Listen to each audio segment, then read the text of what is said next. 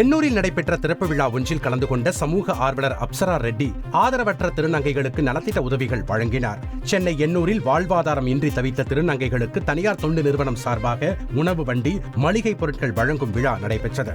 இதில் கலந்து கொண்ட சமூக ஆர்வலர் அப்சரா ரெட்டி நலத்திட்ட உதவிகளை வழங்கினார். பின்னர் செய்தியாளர்களை சந்தித்த அவர் திருநங்கைகளை புறக்கணிக்காமல் அவர்களுக்கு வாய்ப்புகள் வழங்க வேண்டும் என்றும் தமிழக அரசு அவர்களுக்கு தகுந்த வேலை வாய்ப்புகளை ஏற்படுத்தி தர வேண்டும் எனவும் கோரிக்கை வைத்துள்ளார். நிறைய விஷயத்துக்கு அவங்க பட்ஜெட் டிக்ளேர் பண்றாங்க, பட்ஜெட் அறிவிக்கிறாங்க.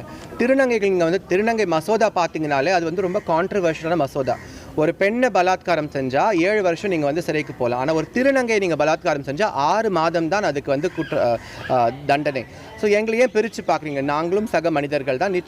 திருச்சி ஹவுரா விரைவு ரயிலில் முன்பதிவு இல்லா பெட்டியை திடீரென எவ்வித முன்னறிவிப்பும் இன்றி சாரணியர் மாணவர்களுக்கு ஒதுக்கீடு செய்ததால் மற்ற பயணிகள் சிரமமடைந்தனர்.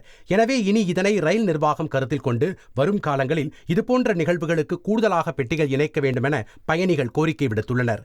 முன்னதாக தங்களிடம் முறையிட்ட அவர்களை காவல்துறையினர் சமாதானப்படுத்தி அனுப்பி வைத்தனர்.